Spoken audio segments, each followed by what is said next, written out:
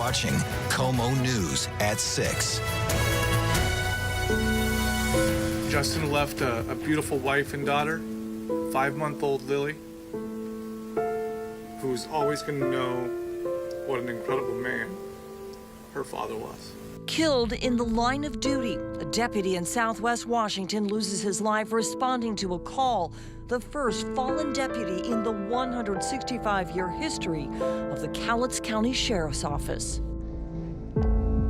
And this all started when a call came in of a car blocking a rural road in Kalama, a small town about 30 miles north of Vancouver.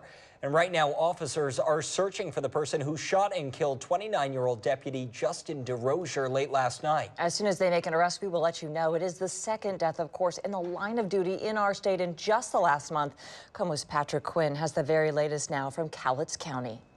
This community is in shock. For the first time in the history of the Cowlitz County Sheriff's Office, a deputy has been killed in the line of duty. And investigators say while they have found persons of interest and issued a warrant to investigate a nearby home, they have not found the person responsible for killing 29-year-old Deputy Justin DeRozier.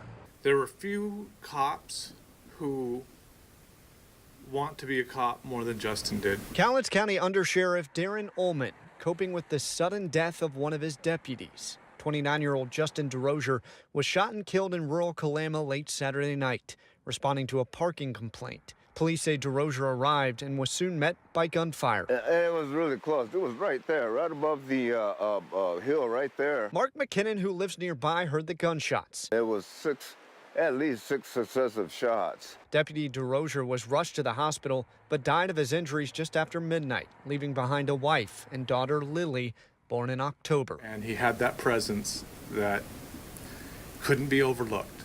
And he will be with us forever. And he'll be truly missed. Investigators say there's an active manhunt for the shooter or shooters involved. We saw officials combing through a lot with this RV parked on Fallett Road near Kalama River Road. In Kelso today, community members stood by with flags, honoring an officer, a protector, now gone. We came out here to show support for our community on what amounts to a very dark day. As you heard, Justin DeRozier, he was a father, he was a husband. He graduated from Washington State University in Pullman in 2012 before returning here in 2016. His body was escorted from the hospital to the Clark County Medical Examiner early this morning. If you have any information around this shooting, you're asked to call the Cowlitz County Dispatch Center. In Kelso, Patrick Quinn, KOMO News. Patrick, thank you. And again, this is the second officer killed in the line of duty here in Washington this year. Kittitas County Sheriff's Deputy Ryan Thompson was shot and killed while responding to a road rage call back in mid-March. The shootout also left the gunman, Juan Flores, dead.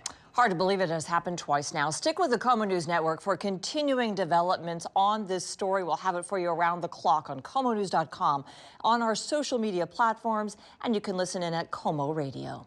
And tonight, much of the country is dealing with a round of spring snow. In the Midwest, hundreds of flights have been canceled today alone because of those storms. And it doesn't stop there. Devastation in the South as well, after tornadoes moved through several states, killing at least 6 people. ABC's Marcus Moore with the latest. More than 3 weeks into spring, but winter is not quite done with the Midwest. A narrow strip of snow continues to whiten parts of the country. Farther south, severe storms have moved through several states, leaving devastation in their wake. It's a big one. In Mississippi, the strong winds blowing out car windows and bringing down power lines in Monroe County. Just got a report of tornado on the ground. Near Jackson, this gas station canopy torn down, several cars trapped underneath. Mississippi State University on lockdown. The town of Vicksburg now cleaning up. If you don't need to be out in these areas, don't. This shopping center heavily damaged, flying debris piercing this truck's tire. It started howling and the roof came off. So we're very fortunate. And in Pearl, Mississippi, 2 people had to be rescued after their car became trapped in a flooded ditch. In Louisiana, lightning strikes possibly to blame for this fire. A school engulfed in flames. Luckily, no one was hurt. Cleanup underway in the Texas town of Franklin after a powerful EF3 twister swept through on Saturday with winds up to 140 miles per hour, tearing the roofs off some homes and destroying others. Farther north in Angelina County, the severe weather claiming the lives of 2 young children killed when a tree fell on their car. That storm system heading east, bringing strong winds and heavy rains from the Florida Panhandle all the way up to parts of the Northeast. Marcus Moore, ABC News, Alto, Texas. All right, Marcus, thank you. And now let's bring in Abby Aconi for the latest on those severe storms. Abby? Yeah, that's right. That risk now extends all along the eastern seaboard. The greatest risk, though, right now between West Virginia as well as Pennsylvania. So we'll keep a close eye on this line of severe thunderstorms here over the next several hours. That risk starts to decrease for powerful storms tomorrow. Here over the next couple of hours, we could still be dealing with some isolated tornadoes, large hail, damaging gusts, and in a few cases, some downpours and even the possibility for some flash floods. Take a look at these storms extending between Atlanta all the way up into Canada. Let's zoom in right now to Pittsburgh through Buffalo, where we have a series of severe thunderstorms.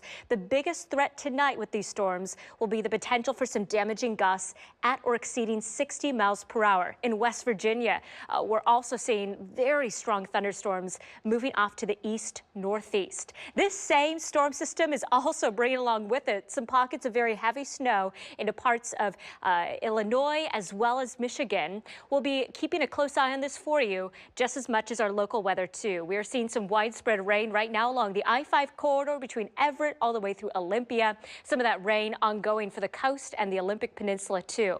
We have been monitoring some pockets of downpours surrounding Granite Falls. Just to the south of that area right now, we're seeing some moderate to heavy rain. Could be some pooling and splashback out there. Over the north end of the Kitsap Peninsula, some moderate rain continues to fall. And once more, it is just a soggy scene across western Washington. Temperatures right now in the mid-40s with the clouds, blustery conditions, and the rain. It certainly feels very crisp out there. Hour to hour, we'll see those temperatures ranging in the mid-40s later on tonight. I break down our warm-up later on in the work week and our temperature trends into the next couple of days right around the corner. The Trump administration says it's still considering sending undocumented immigrants